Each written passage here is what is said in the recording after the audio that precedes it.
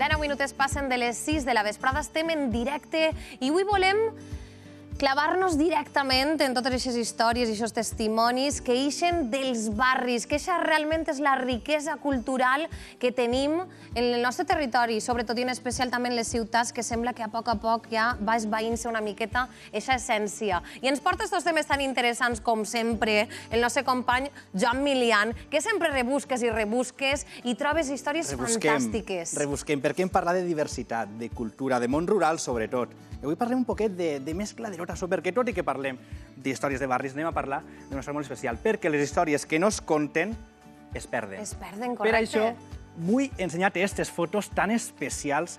Són fotos d'un barri. D'on creus que són? Reconeixes algun d'estos llocs, alguna coseta? Sí, no sé, Estem parlant del barri del Cabanyal, hacia València. Barri mític. Que tot i que sigui València, jo sempre dic que és poble, el Cabanyal. Hi ha que anar. I de tot això parlarem esta vesprada d'un projecte perquè durant tot aquest any han estat treballant per tal que aquestes històries no es perguen. Et pareix si anem i coneixem aquest projecte? Clar que sí, que interessant. Que interessant. I quantes històries i vivències amaguen aquestes fotografies que ens acabes d'ensenyar, i aquest barri. I moltes que en coneixerem esta vesprada. Volia començar un poc per dalt. Per conèixer un poc el projecte tenim així amb nosaltres a Hernán Fioravanti. Bona vesprada, com estàs? Hola, Hernán, bona vesprada. Des de la cooperativa La Dula, que heu sigut un poc els impulsors de reunir els veïns del Cabanyal i que comencen a contar aquestes històries. Esta història bé, no? Perquè la història està escrita, però hi ha històries orals que es perden. Sí, efectivament, el que hem volgut en aquest projecte ha sigut com recuperar aquestes històries i aquesta memòria que té el barri del Cabanyal Canyamelar. I, com estàveu contant, hem treballat al llarg dels últims mesos en un grup de veïns i veïnes en recuperar aquesta memòria i el resultat ha sigut una exposició que es diu La vida compartida, perquè justament hem volgut recuperar aquesta memòria de la vida quotidiana, d'aquests espais de vida compartida i d'associacionisme.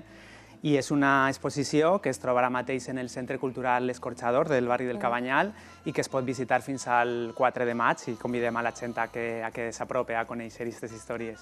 Com s'ha involucrat el barri? Perquè conec, he pogut parlar aquests dies amb molts de veïns, el barri s'ha involucrat i ha recuperat tots aquests records que tenia dels seus pares, dels seus iaios, i els ha tret a la llum, que al final és la importància de treure aquests records i que aquests records siguin públics. Sí, la veritat és que ha sigut un procés molt xulo, on la gent s'ha involucrat molt, també perquè nosaltres creiem que és molt important quan recuperem la memòria d'un territori, en aquest cas del barri del Cabanyal, que els protagonistes d'aquest procés de recuperació de la memòria siguin els mateixos veïns i veïnes, que són les persones que han viscut aquestes històries, o que són les seues famílies, els seus avis, les seues mares i pares, els que ho han viscut.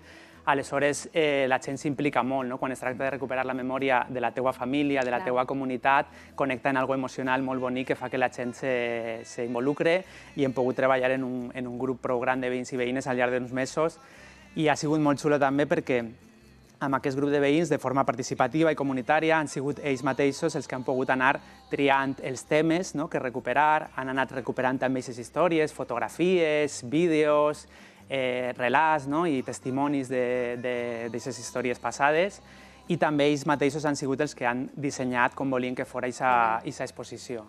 Estem escoltant de fer de fons en tot este bloc a Pep Jimeno Botifarra, que justament també fa un gran recull d'aquesta memòria oral dels nostres pobles i justament això és el que heu fet vosaltres també, no? Al final, intentar plasmar d'alguna manera i retindre aquesta memòria del barri, d'un barri molt ric i de molta història. Sí, exacte. A més, el barri del Cabanyal Canyamelar és un barri molt conegut i que la seva història, el seu patrimoni és conegut i s'ha treballat molt i el que hem volgut en este cas era posar la mirada en altres històries, en altres memòries no tan conegudes i, per exemple, en el tema de les festes hem treballat el tema de les festes de carrer, que és una cosa menys coneguda. Hem treballat també el tema de l'associacionisme veïnal, centrant-nos en el final dels 70, principis dels 80, i també tota la vida comunitària que n'hi havia al voltant dels treballadors d'astilleros, de drassanes. Hernán, heu vist la cara bé un poc de la història del barri i és que això està reflectit en una exposició que nosaltres hem pogut estar ahir, mireu. Seguim, avui amb una mirada molt de barri. Estem al Cabanyal i primer volia que es fixareu en esta imatge, perquè així és com va començar esta exposició que es pot veure, ara sí que recull tota la memòria històrica dels últims anys d'este barri. Lluís, conta'ns exactament què és això i com naix. Bueno, pues això és l'exposició La vida compartida, que no és més que un grup de veïns i veïnes que s'han estat reunint durant mesos, diguem, per a fer una crida al veïnat, per a recollir material històric, imatges, vídeos, testimonis, al voltant de la memòria de l'associacionisme del Cabanyal Canyamelar. I Lola, tu has fet possible gràcies a una maleta que tenies a casa de records de ton pare que es pugui fer aquesta exposició també. Pues sí, hem escorcollat la maleta que estava ahí abandonada i no sabíem el que n'hi havia dins i hem trobat coses molt valuoses i així estan per a que tot el món... Has trobat tresors com estos que has trobat ahí, documents de ton pare, una nina, fotografies. Sí, fotografies, la cartilla de Economato, dibuixos del papà, de l'escola d'aprenents, sí. I és molt important que la gent no tiri aquestes coses i que les compartisca i que les fiqui en valor perquè si no se perdran. Al cap i a la fi és tot memòria històrica, no? Exacte. I com no, les drassanes van ser molt importants en el barri i són, i en la teva família, per exemple, en Vicent, pare, abuelo, tu, tot el món heu treballat allí. Sí, mon tio, mon cosí, treballàvem pues, 3 generacions, havent passat per la drassana i jo sóc l'última que vaig tancar l'astillero, com que dic, perquè el 2012 es va tancar i mos tiraven al carrer. Històries mil, que en aquesta exposició s'entrepleguen moltes, convidem a la Jana que vingui, però aquestes fotos són teues, les has fet un poc d'amagades, em comentaves. Sí, jo mentre estava estudiant fotografia aprofitava i duia la càmera i feia les fotografies clandestinament, evidentment, mentre treballaven els companys i que no se podia veure aquesta imatge, o sigui, de fer un treballador fotografies per al tema de l'espionatge industrial i que l'empresa no volia, evidentment, estaves treballant. Però jo la portava sempre damunt, amagada, i feia les fotografies. Convidem a que la gent vingui a descobrir els sopes que tenim per així a altra persona que va treballar a Cines Drassanes. Carlos, com estàs? Bien, ¿no? Aquí. Comentaves que sonaven les sirenes al port i tot el barri sigue corrent a veure què havia passat. Sí, exactamente. Las sirenas funcionaba como los campanarios en los pueblos, que cuando sonaba el campanario fuera de las horas y tal, era pues un muerto, un arrebato, un incendio.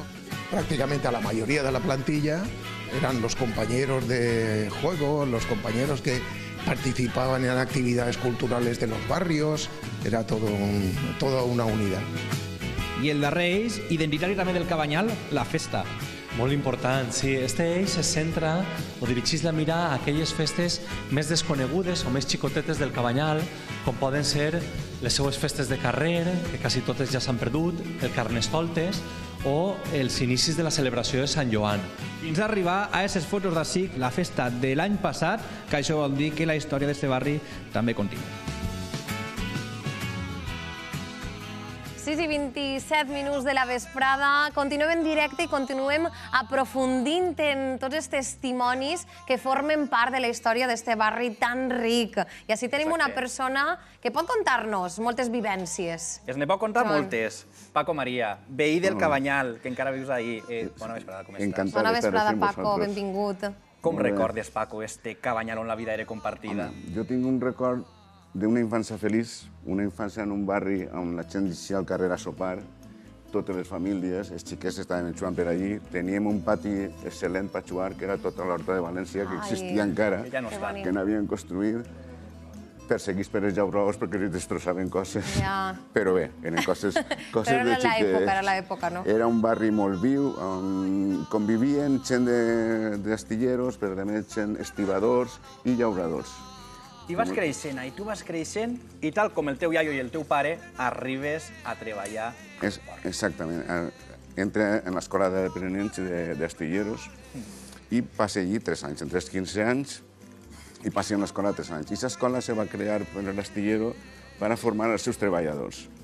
Era una escola que la gent treballava allí 3 anys i després entrava allà a la fàbrica cada un en un destino de treball, una especialitat. I aquesta escola, tinc que dir que va ser un projecte estupendo cara a la qualitat d'ensenyança que es va donar als alumnes. Allà anàveu, treballàveu, però és que aquesta era la vostra vida també social, que tot el barri és que estàveu allí, era casa, també. Sí, sí. Bueno, además, això ho va potenciar la creació d'unes viviendes socials que se va crear una benèfica que havia allí i un economato, on els treballadors d'astilleros vivien en aquestes vivendes socials. Què passava? Que eixien de treballar, però estaven tots junts una altra vegada a casa, en la qual no n'hi havia, diguem, un canvi, no? Un canvi d'ambient. Era una família molt gran, no? I això creava un clima molt especial. Una característica també era que eren moltes sagues familiars les que treballaven en l'astillero, per exemple. El meu abuelo treballava allí, mon pare treballava allí, i jo he treballat allí. Però com jo, moltes famílies tenien aquesta saga familiar que treballava dins de l'astiller. Tenim, Paco, a l'altra línia del telèfon, a una veïna del Cabanyal, que també coneix ben bé el que estàs contant. Tenim a Vicenta Mengual. Vicenta, que la coneixes molt bé. Sí, la conec. Vicenta, bona vesprada, com estàs? Hola, bona vesprada, molt bé, escoltant-vos i veient-vos per la televisió. Conta'm-nos, Vicenta, com descriuries tu eixe barri teu, que tu dius que has nascut, eres del Cabanyal i encara vius al Cabanyal. Conta'm com és eixe barri, com era? Bueno, pues jo tinc la gran sort de viure en el Cabanyal i damunt visc en un xicotet reducte que encara queda, com abans, que és el barri de Llemosí, que és la zona de quadrícula de carrers a esquenes de la Iglesia dels Àngels fins a Serreria. I ahí encara conservem algo de lo que era l'antic Cabanyal, perquè així vivim famílies que jo alcance a haver conegut hasta 6 generacions. Espero conèixer la 7ª també, entonces ja completa el cicle vital. I tant que sí. Vicenta, estem veient i sabent una miqueta més aquest recull que han pogut fer de tots aquests documents i de totes aquestes vivències que teniu tots els veïns i tu, per exemple, has pogut aportar documents que van guardar el teu iaio i ton pare. Com d'important és això, que perdure la història de la teva família i la de tots els veïns que estem escoltant-vos? Pues sí, he tingut la sort de tindre una família en la qual s'ha parlat molt, s'ha raonat molt, cosa que avui en dia això està molt perdut. I m'han deixat un llegat extraordinari de fotografies, de documents, tots en fetges, en noms i de tot. Això és una relíquia. Entonces jo ho preste, no ho done, ho escanegen tot i jo m'ho torne a casa. Espero compartir-ho sempre. I tant que sí. I el que he aportat jo són unes fotos d'unes festes que fem així, en record de les que se feren als anys 40, així en el Cabanyal, perquè era l'única manera que havia de fer de socialitzar. No se podia fer d'altra manera. Les festes. Entonces cada carrer tenia la seva festeta. No sé per què raó... Sí, dime.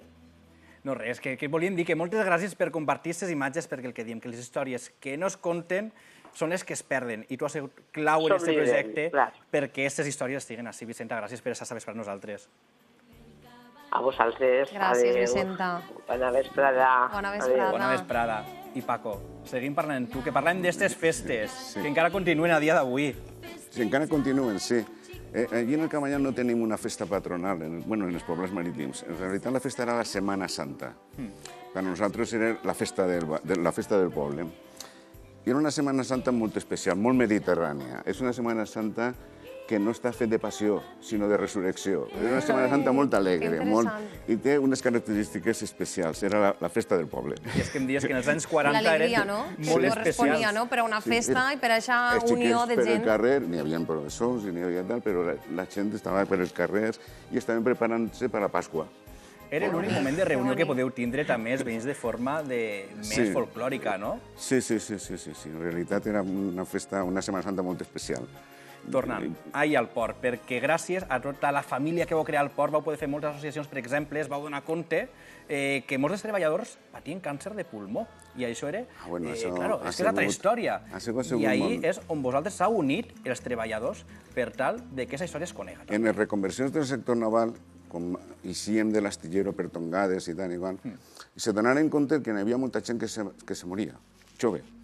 Entonces, tot el món dient que se morien per fumar, hasta que van descobrir que no, que és que estaven treballant en amianto i ningú sabia que l'amianto era cancerigen.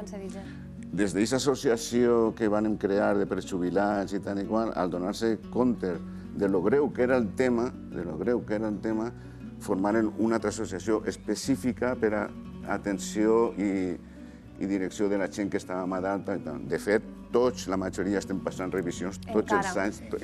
Paco, estava mirant el passat, però també estava mirant el present i el futur. Quina és la realitat social, ràpidament, del barri del Cabanyal? Ara, actualment. Mira, el barri del Cabanyal actualment va sofrir un gran desastre, va ser con la prolongació de Blasco Ibáñez con la proposta que sí que els veïns del Cabanyal se van unir en Salvem el Cabanyal i van aconseguir que aquesta barbaritat no se portara avant i no destrossara un barri. Sí que és de veres que a raïs de tot això s'ha quedat prou destruït en determinades zones. Però jo penso que això se recuperarà i el que no tenim mai que perdre és l'espírit de poble. Per favor, que mai es perga això. Que no es perga. Això és la nostra essència. I això és la nostra defensa i això és la nostra lluita. I la idiosincràsia pròpia del Cabanyal cabanyalana. Que bonic això. Paco, amb aquesta reflexió ens quedem i amb aquest treball tan fantàstic que heu fet entre tots, que heu unit forces i aquest esperit que no s'apague mai, clar que sí. Moltíssimes gràcies, Paco. Joan Milian, gràcies també a tu per portar-nos aquests temes tan interessants que ens has portat al llarg de tots aquests mesos. Ja saps, poble, diversitat, vida cultural i història. I sempre diem que les històries que no es conten es perden i així crec que en aquest programa n'hem contat unes quantes de ben interessants. Tens una gràcia molt especial per a contar-les i per a donar-les forma i gràcia. Així que gràcies una vegada més, company, per sempre, per aquests treballs que has fet i per els que es queden per veure. Ens queden moltíssims, gràcies, de veritat. En fi, nosaltres continuem amb més companys, amb més històries en este divendres tan especial.